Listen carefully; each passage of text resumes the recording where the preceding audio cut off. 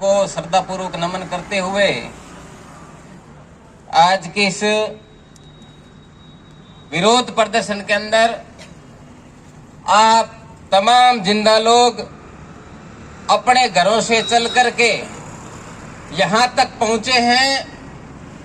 मैं आप तमाम लोगों को क्रांतिकारी इस्तकबाल प्रस्तुत करता हूं।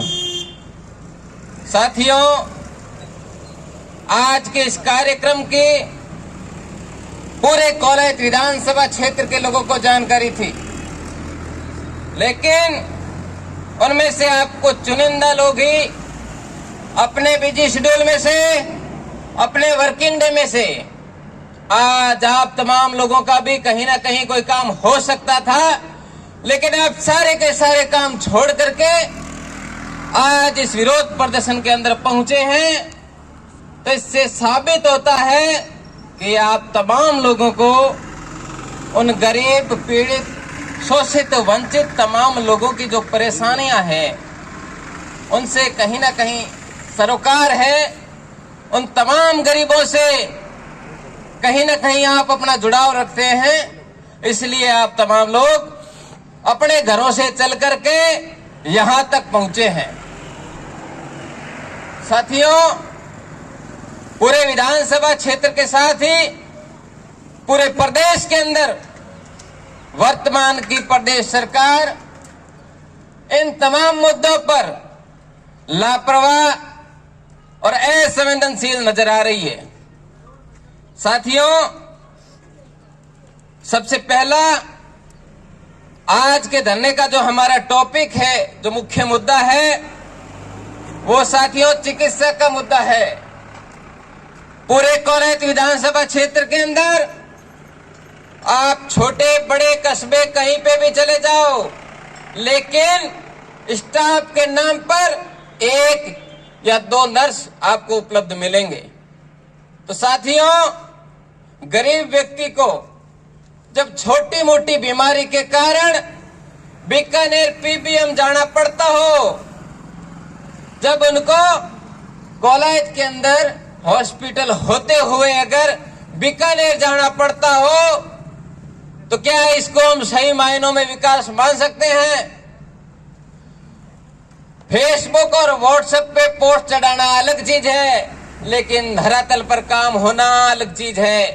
कौलाइत विधानसभा क्षेत्र का, कौलाइत का मुख्य चिकित्सालय, जहां पर लगातार स्टाफ की कमी चल रही है और हम लोगों ने कई बार प्रशासन को अवगत भी करवाया था, लेकिन प्रशासन के लोग बिल्कुल मूक दर्शक बने हुए बैठे हैं और शासन के लोगों के कानों के अंदर जू तक नहीं रेंग रही है।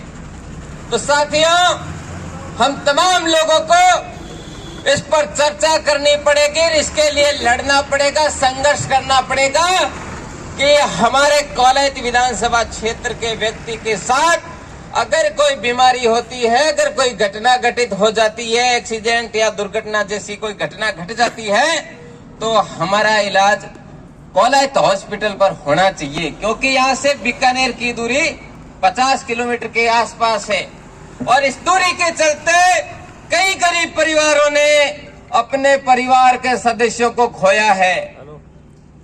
तो साथियों, कौलाइत मुख्यालय पर जो सामुदायिक स्वास्थ्य केंद्र है, सीएससी केंद्र है, इसके अंदर स्टाफ की पूर्ति की जाए और रिक्त पदों की भरपाई की जाए, इसकी मांग के साथ ही ट्रॉमा सेंटर का काम लंबे समय से चल रहा है और इसको और लंबा खींचा जा रहा है।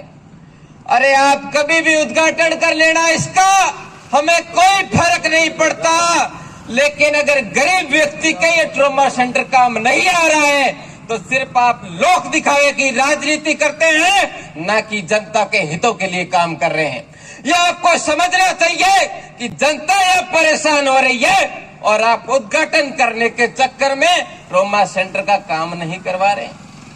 अरे जनता परेशान हो रही है, मर रही है, ट्रॉमा सेंटर बीकानेर लेके जाना पड़ रहा है और यहाँ शुरू हुए अभी 1.5 साल हो गया, लेकिन काम अब तक शुरू नहीं हुआ है।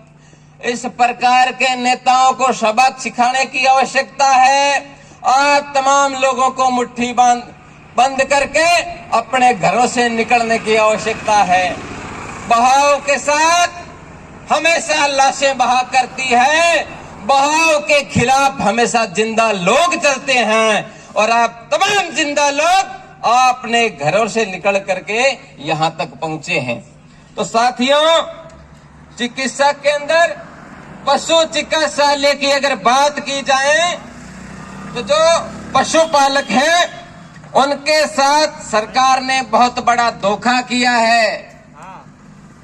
जो हमारा मुख्य चिकित्सालय है या सरकारी जो चिकित्सा केंद्र है, वहां पर सरकार ने कहा कि हमने दवाई को मुफ्त कर दिया और इसके साथ ही आपका जो 10 रुपए का शुल्क दिया जाता था रुकेगा, उसको भी बंद कर रहे हैं। लेकिन पशु चिकित्सालयों के अंदर पशुपालकों के लिए एक बड़ी समस्या खड़ी हो गई है कि उनका रुका भी चार्जेबल हो गया है, और जो दवाई की शीशी 50 रुपए की आती है उसकी कीमत 2 गुनी करके 100 रुपए कर दी गई है। तो छोटे अगर आंकड़ों में अगर बात की जाए तो ये बहुत छोटी सी बात है, 100, 200, 500 का कोई फर्क नहीं पड़ता। लेकिन जिसके पास 500, 600 भेड़े हैं, बकरियां हैं, उन लोगों के साथ ये सरकार ने कुठाराघात किया है। आप समझिए, जिस व्यक्ति को 5000 रुपए के अंदर अपने पूरे रेवड़ के लिए, भेड़ बकरियों के लिए जो दवाई उपलब्ध होती थी उसकी कीमत 10,000 रुपए हो जाती है, और ये दवाई साल के अंदर उनको 6 महीने के अंदर एक बार लेनी पड़े तो अगर साल भर की बात की जाए तो 10,000 जो लगते थे उसकी लगे उन लोगों को 20,000। सरकार की ओर से इस प्रकार की अवैध वसूली शुरू कर दी गई है। तो सरकार कान खोल करके सुन ले, बहुत कम समय के अंदर यही जनता आपको उखाड़ करके फेंकने वाली है। आपकी ये दोगली नीतियां किसी भी हालत में स्वीकार नहीं की जाएगी। इसके साथ ही बिजली विभाग की बात की जाए, अगर विद्युत विभाग की बात की जाए तो कौलायत विधानसभा क्षेत्र के अंदर जिस व्यक्ति को यहाँ की जनता ने चुन करके भेजा था, वही व्यक्ति आज राजस्थान प्रदेश की गवर्नमेंट के अंदर ऊर्जा मंत्री के पद पे कार्यरत है, विराजमान है। लेकिन उसी विधानसभा क्षेत्र के अंदर लोग बिजली के लिए तरस रहे। किसान इस देश के अंदर अन्नदाता है, भारत कृषि प्रधान देश है, लेकिन अन्नदाता है उनकी अनदेखी की जा रही है।